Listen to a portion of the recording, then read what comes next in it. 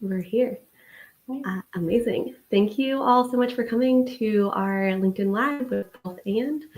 I'm so excited to be here with Kalina Cobell today, and we are talking about all things working parenthood, how parents are creating new career paths, and also how companies can support them. Yeah. Uh, Thanks for joining us, Kalina. Hi, thanks for having me. I will give a little bio and then jump into questions. So, Kalina spent nearly a decade at Sequoia as Vice President of Wellbeing, where she championed innovative programs to enhance employee wellness and engagement.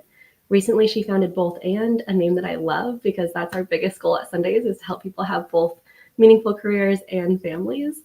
And Both And is a company dedicated to supporting parents through products and strategies to make balancing work and family more manageable. Her mission is to create meaningful change for working parents trying to juggle it all and navigate what's next. And she uses her experience in employee benefits and her personal experience as a mom to make that happen. So excited. I know I just gave your bio, but I would love to hear a little bit, Kalina, from you about how you got here today.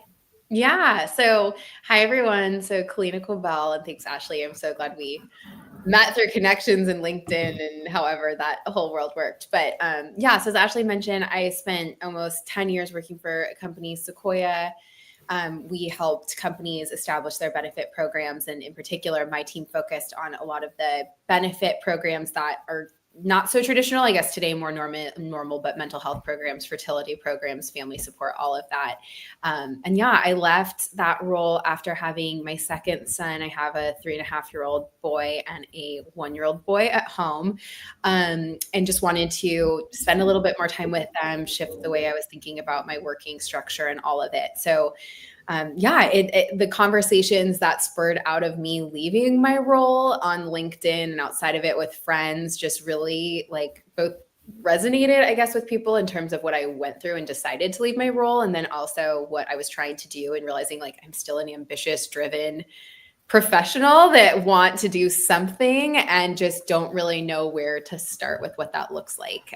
So yeah, I put a pen to paper and started working with someone who was able to help turn my ideas into reality. And so I'm launching this website, Both And, really soon in the new year with a bunch of resources and connections and things to help people navigate all of the hard journey that parenthood is. So Yeah, I'm so excited for Both And to make its way into the world. yeah. And I got a sneak peek of the website and branding, and I know that is like top notch. So I know everything that goes into it will be amazing too.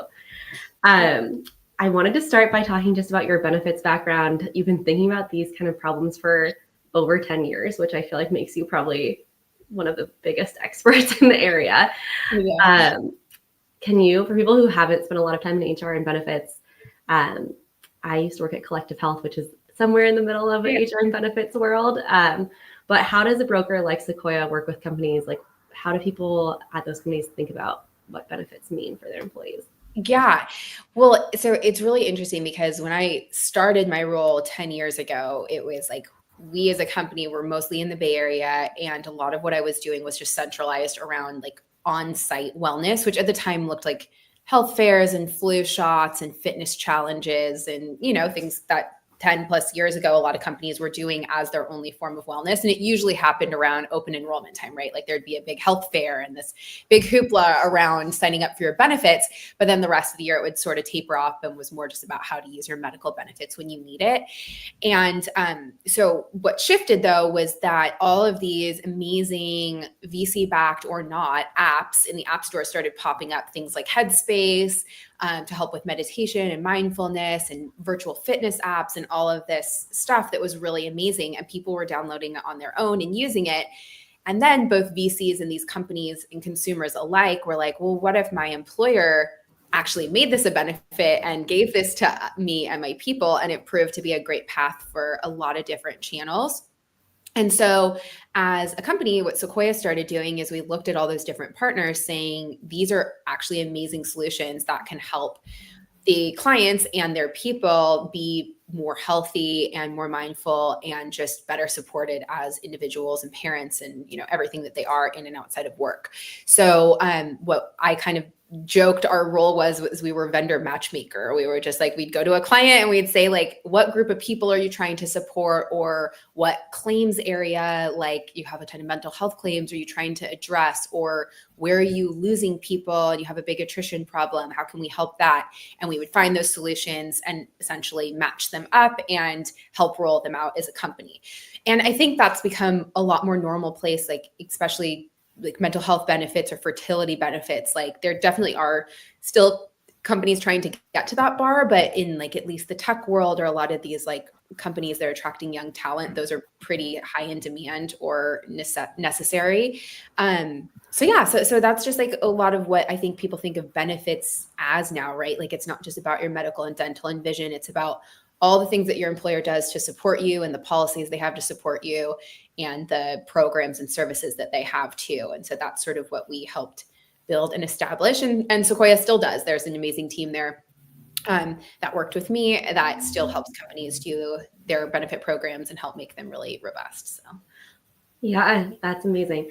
One thing I noticed when I was working in the benefit space was like there were starting to be a lot of these, and I think really relevant to the parents we work with. There were starting to be benefits around fertility and kind of before having a family, but I didn't notice at the time like a lot of benefits that actually were supporting parents through this like 20 plus year journey that they're entering into. Yeah. Have you seen like benefits that are particularly interesting in that space? Yeah, so it's really interesting you say that. So when we like go back a few years, like even pre-pandemic, and we were asked a ton about, to your point, about fertility benefits and family forming, just because I think employees were starting to call out that both from just a usability perspective, but then also like a diversity standpoint, there were groups of people that couldn't use fertility benefits. And so they really tried to expand those. And that caused like fertility benefits to be really popular. But to your point, after they had the kid, there wasn't a ton of resources. And so you started to see some like care.com's been around a really long time, or Bright Horizons, some of the actual like childcare benefits. But I think the like emotional side of how to transition back to the workforce was like a huge one. And a lot of women were quitting or leaving. I say women because it was mostly women. And so a lot of benefits started popping up like Clio and Maven that were more about like the journey that you have. So, you know, how do you breastfeed and how do you transition back to work and what is your career goals and all of those. So I think things like that are really amazing, but there's also so many cool benefits out there. Like I help advise for the company SNOO, which is like the smart bassinet, and like something you might not think of as a corporate benefit, but like how smart, right? Like sleep breaks people in so many ways. And when you're a new parent coming back to work, having a safe and reliable way that you can support your employees and help them get better sleep. So things like that, like supporting the tools and things that parents go through, helping with healthy eating, and just even like behavioral issues and physical health with pediatrics that are virtual and support, and all of those. There's a lot of really amazing ones that are trying to look at like the whole spectrum of tools that a parent uses in that first, 6 months, year, but then even beyond with behavioral issues into, early teen years and adolescence. Yeah.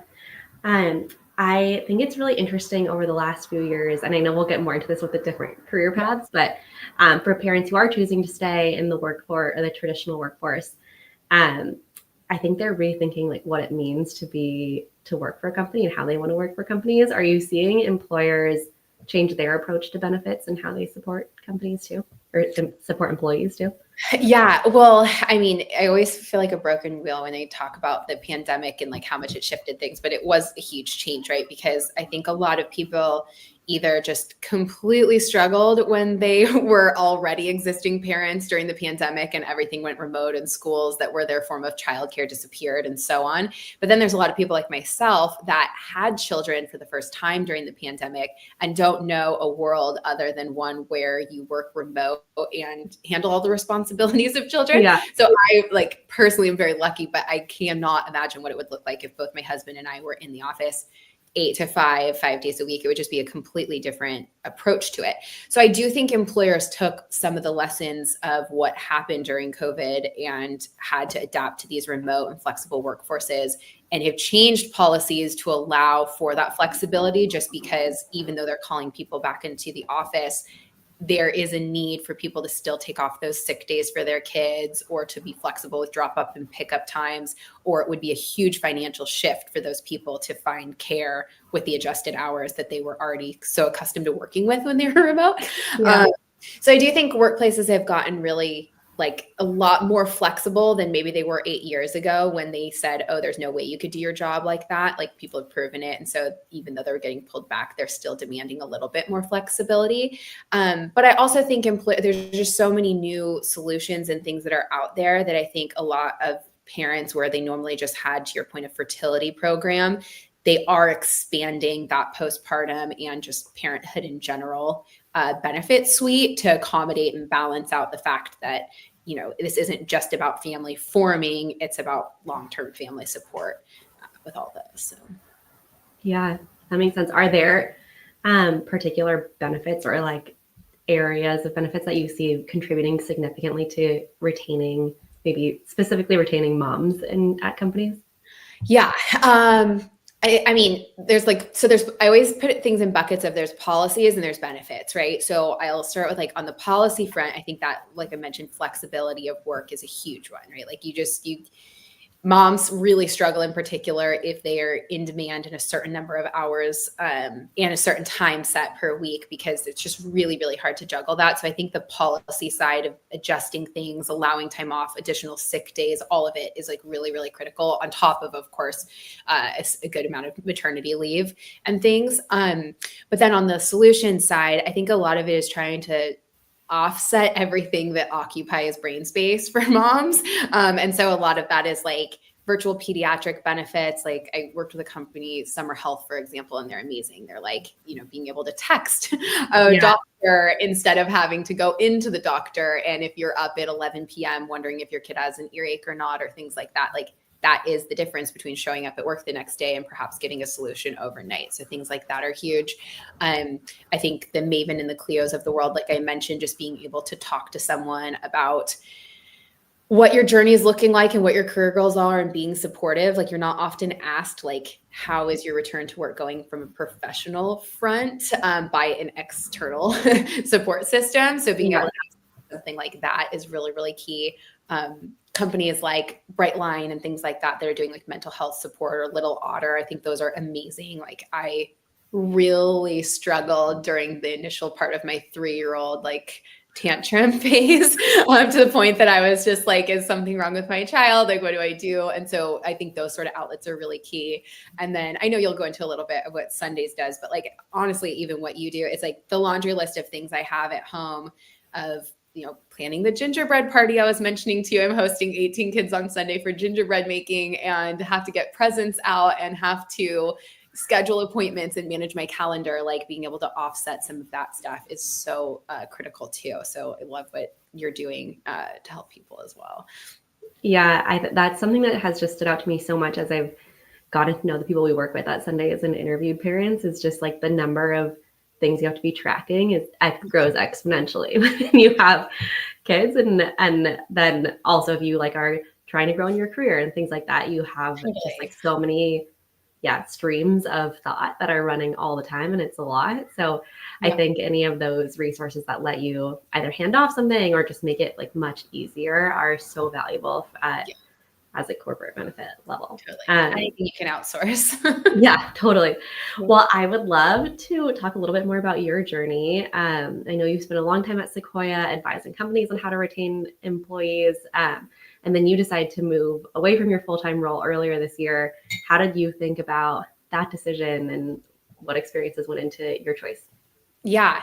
I mean, it's something I grappled with for a really long time. Like, I loved the work I did at Sequoia, and I loved the people I did at Sequoia, and I loved, like I had a very amazing setup too. I worked remote. I was able to get things done during the day because of that. I worked with a team of moms. Like, how often do you get to manage a team of like basically all moms? At this point, they are all moms now. We get to work with all moms too, which is amazing. Yeah, it's the best because they just get it. Like, there's not a single time that something came up for me as a mom and I couldn't be honest about what came up in my day or reschedule or whatnot. So it was great. And so it was really, really tricky because I think I really did struggle with, I wanted to spend more time with my boys. And I remember having this moment that I like, this it seems so silly, but my son had been really like struggling with stomach issues and things. And I remember having to like text my nanny and be like, has he been eating okay? Like, has he pooped in the last few days? Like, I just felt like I didn't know what was going on with my own child. And it's a really awful feeling that I think anyone who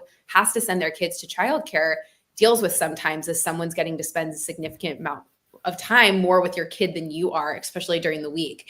And so just in these early years, it was something like I personally just wanted more of, like, I just wanted more time with my kids. So I decided to just take a chance and do it. And I'm very lucky that like we were in a place that I got to step back and take some time to figure out what I wanted to do from a financial standpoint. But I also had this deep earning that like I knew I always wanted to work, and I actually like enjoy working. Like, I don't just view it as like a break from my children, though often days it is, but like I worked really hard in my career and I like what I'm doing, and I like working with adults and using my brain and just all the things that come along with like having a career you're passionate about. And so, yeah, so it was sort of like after leaving, I thought I might do some part-time consulting more in the field of what I was doing before, like helping companies identify how to work better with employers and advising. And I still do some of that. But what actually came out of a lot of conversations I started having with people were just that they wanted to know how I did make the leap and how I started thinking about doing my own consulting or starting an LLC, or they had questions about like, well, I really want to take 2 years off with my kids, but I feel like I'll never work again. Like, did that come into your head? And all those things do and did and still come up for me as like, if I wanted to go back to a VP role in 3 years internally, like, would I get a job? And I don't know. And so I think all these conversations are being had silently or in little silos between groups of girlfriends, like my friends and I are doing.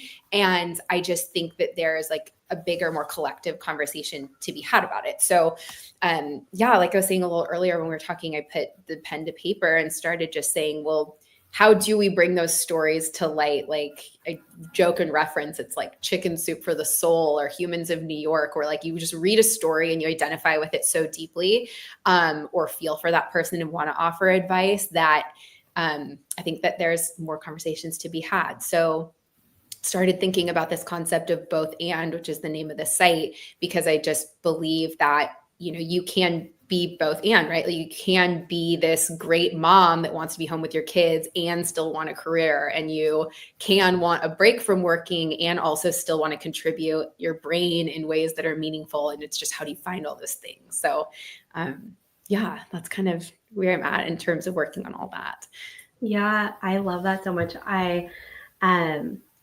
Yeah, I want to get more into both and talk more about what you've found. But I think that we see like very similar things. And I think that the conversation is often, as you mentioned, happening kind of in private, or something people are like embarrassed to be thinking about. And someone was asking me like, how do people find Sundays when they get recommended it from a friend? And I'm like, I think they're just like having a hard time, and they're talking to a good friend, and they're like, you know, today was really tough. Like, I like got a promotion, but that meant I couldn't go to like I can't go to my kids' soccer games anymore, and things like that, where there are just these constant trade-offs that people are like having conversations with their friends about, but not necessarily getting, not being exposed to like, what is everyone else doing? What are my options here? So I'm super excited that you're kind of bringing this conversation more into the public eye and giving people that opportunity.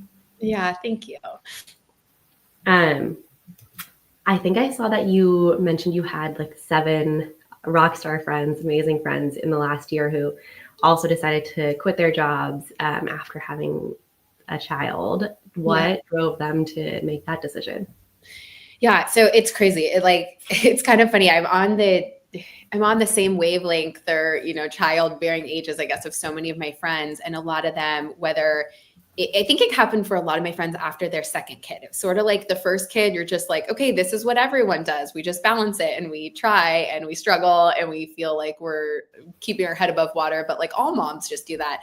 And then the second kid sort of comes along or you get pregnant. And a lot of my friends were just like, there's no way. Like there's no way I'm going to be able to do this when the second or third comes into the picture.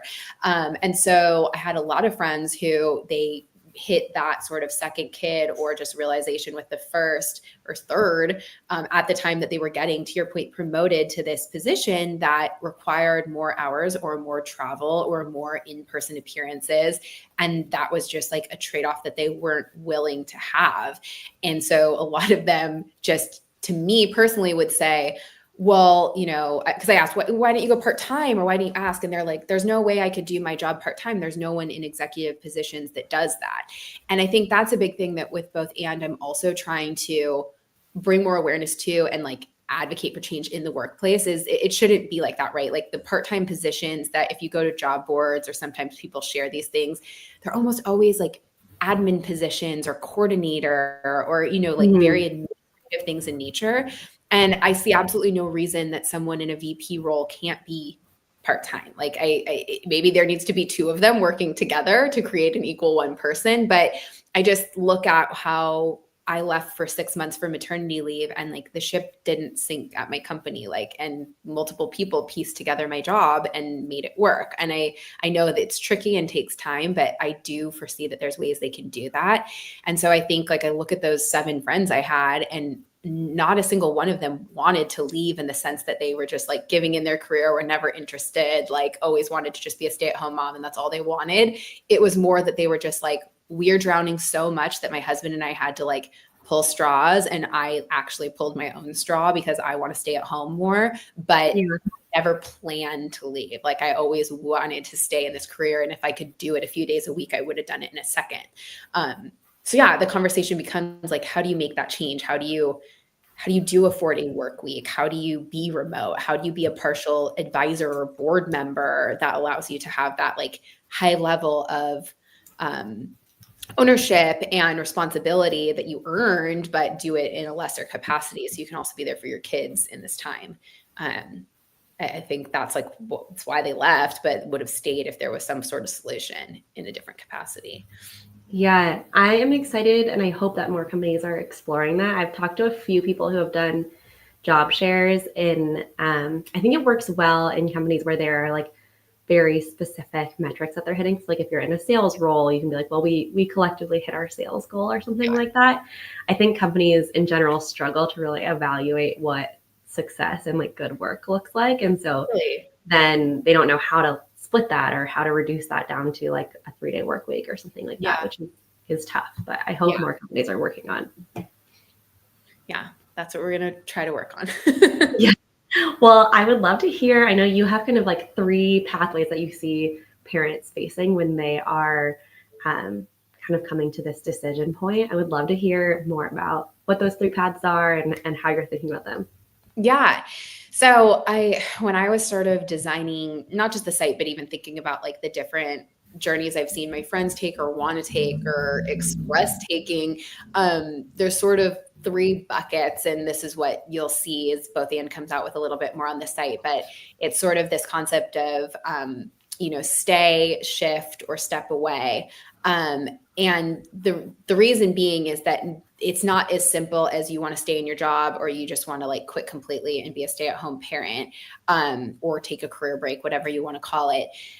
There are just so many variations of it, but I think that the 3 buckets that they fall into are that. So what I'm hoping to show with the site and advocate for resources and whatnot, maybe even if you're listening, you might fall into one of these buckets. But so with stay, that is the person I define as wanting to stay in their like existing role, but they just don't know how to do it in a different capacity. So 4-day work weeks, doing reduced hours, having an adjusted schedule, shifting days of the week you work. And someone who like really enjoys their job, the example of even the 7 women I gave, they didn't want to leave their job. They'd maybe been there 5-10 years, but just didn't know a way to do it. So it's like how do you stay? How do you find an example of a 4-day work week you can bring to your company and say, here's how other companies are doing it. These are the ideas I have for metrics. So sort of advocating for that shifted role within your existing career. And then the second being shift is really someone who like loves what they're doing and maybe feels really passionately about a component of the work they do, but has thought about like going on their own. So I think you see a lot of people on LinkedIn talking about fractional work or doing their own consulting or starting an LLC. But as someone who did that and like started my own LLC to be able to do side contract work, it is so daunting and there's so many steps to it. And how do you get started and how do you price and how do you network and can you even do it? And so there's a ton of resources that I hope to bring to light that I used and friends have used to help people make that shift if that's what they want to do. And then thirdly is that step away. So, you know, if you do want to take a full-on career break and that's something you need to or want to do, but are someone who always imagines going back to the workforce at some period of time, I think there also needs to be a lot of resources and conversation and story sharing of how do you do that or what made someone do it and be successful, or like even just addressing the fears you have. I talked to a friend the other day who really wants to leave, but she's like, what if I start doing it and I let our nanny go and 3 months into it, I just absolutely hate it and I miss working? Like, is that going to be a huge mistake? So I think, again, this is where just that story sharing becomes so important, is people need to be able to hear from other women who have done it or ask opinions anonymously from people who can give feedback on doing it. And then also just give tips of how you stay relevant to the professional world in whatever part of those paths you're at is like really, really important. So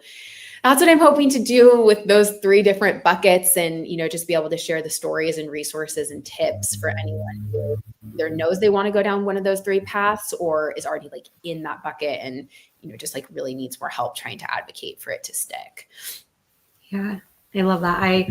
I'm really interested in this kind of like shift piece. We see a ton of people at Sundays that I feel really lucky to know and to work with that have left their bigger corporate roles, and a lot of times because they didn't get the flexibility and the policy changes that they wanted, and so they've left their bigger corporate roles to kind of start their own consultancy, and a lot of times they are even like selling back to the companies they used to work for, but they paid more for it and they get to control the hours. But I think it's a really interesting, I think we'll continue to see more and more of, especially those women who want like a high level of ownership, taking that step to have full ownership and then get to kind of create the work life that they want. Totally. And that's the goal, right? Is just to create the work life you want. And I think that it's there, just people don't know how. It's sort of just like stay and suffer or like completely leave or like try to be really lucky and do consulting. And I don't think that it needs to be that like vague, right? Like it should be, if you're interested in doing this, here's like how other people have done it. And just people, you know, people are like, it's not that easy, but I'm like, but it could be if there was more examples that you could just like copy and take and follow. So yeah, that's a goal. Yeah. Did you have, you're kind of on this middle path. So did you have structure that you, like when you left Sequoia, did you know what the next few months would look like? And did it actually end up looking like that? No, I mean, I absolutely didn't. And I went on maternity leave in September and my maternity leave went through March. So I really tried to just like actually take 6 months of maternity leave. My first maternity leave was during the pandemic and it was all sorts of wacky and weird and scary and strange. And so I wanted to appreciate just like a normal maternity leave where I could bring my baby out and get coffee with friends and do all of that. So it didn't. I mean, I thought that maybe I would go on maternity leave and start wanting to consult right away. And I kind of took a lot of time to figure out what I actually wanted to do. And then I started to be like, oh, I'll just start an LLC. And that proved to be so complicated and confusing with tax forms and all sorts of things that I just didn't even think of. And so it took a little longer to like establish a scope and pricing and just like what I wanted to do and how I would balance it and how to factor in childcare. I mean, there's so much that goes into establishing your own work agenda in place and still being true to what I wanted to do, which is spend more time with my kids. So because when you're passionate about work, it's very easy to get sucked back into the work. And so I had to both establish a scope for what I wanted to do with anyone who hired me, but also a scope of like my family and like making sure that I was giving enough time to them. So yeah, it's been like a ton of ups and downs, and it definitely didn't look the way I planned for it to be. But I did just try to stick with the hours I wanted, days I wanted, and then be really clear about just working on things that are meaningful to me and companies that are meaningful to me. And I think that was something that I went back and forth a little bit about the beginning, but I'm really glad I did, because it led me to both but then also just to work with some cool companies I'm now advising on that like I'm actually passionate about, not just I took because it seemed like someone would, hire me. So Yeah, that makes sense. And do you like looking forward, do you think you'll continue doing kind of the same shape of work and life balance? a little bit. I mean, that's the goal. Like I think if there's certain days, like, it's something that like if you can set aside like the certain days for your family, revolve your hours around what's going on with school or what days off, or even, I've gotten really lucky where I'm like, if I work super hard in the beginning few months of the year, I can truly take off like 6 weeks or 2 months during the summer that is like just kid time, or, so I'm playing around with like the what could life look like. And I've Yeah. seen books and podcasts. And like, I think before I jumped into this, I was like, oh, the only people that can do that are the ones that have trust funds and all this money. And now that I'm doing it and I do not have that, I'm like, this actually could work. Like there is a way for the average person to make this work. You just really need to like have the guidance that I am trying to gather and have gotten good advice on, but trying to pull it all together.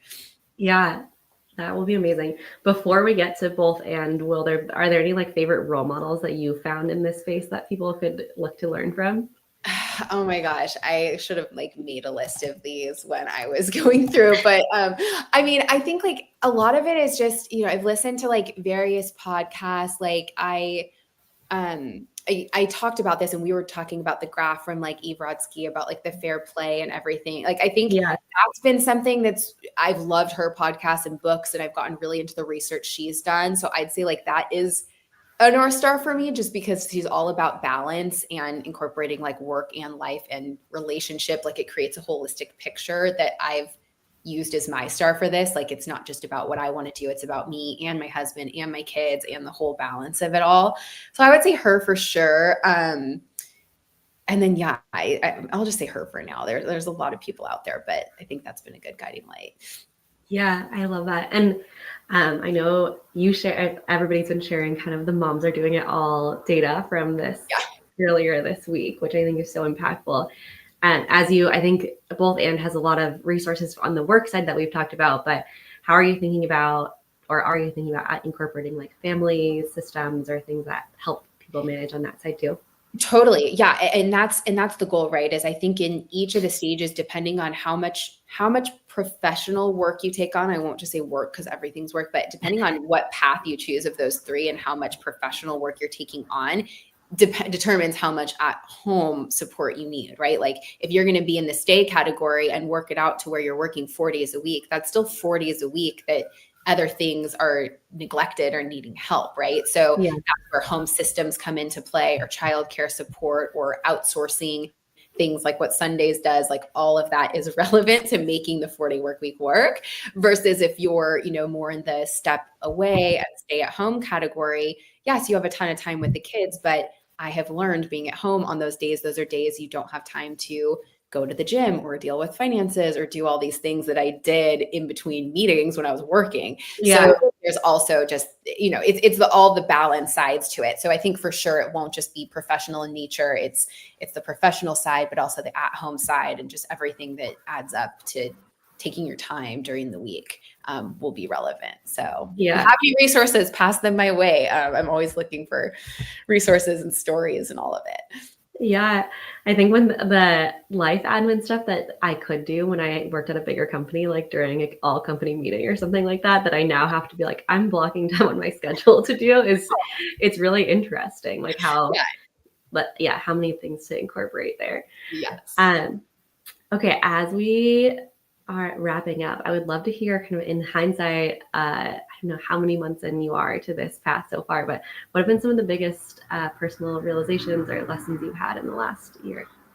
Yeah, I mean, I think the biggest thing is just, and I heard this from so many people ahead of me, the like whole it can be done or don't sell yourself short. But that really has been the biggest realization. Like, I think that the corporate world creates this facade, for a lack of a better word, especially with like the higher you get in your rankings and the more salary you get and the more equity you get and all these things people refer to golden handcuffs and whatnot. It's just like, I'll never get paid more than this, or I'll never have a better opportunity, or I'll never be able to make this much money on my own. And then you meet these people who have developed their own companies or their own consulting or doing fractional work that are making way more than they were making in the corporate space, and they found a way to do it. And so I really think that concept of like, don't sell yourself short, or don't think that there's just this corporate path to being successful. I think that there's a way for us to make the corporate path better and be able to make that money and have that title at that company with more flexibility. But I also think there's so many ways you can restructure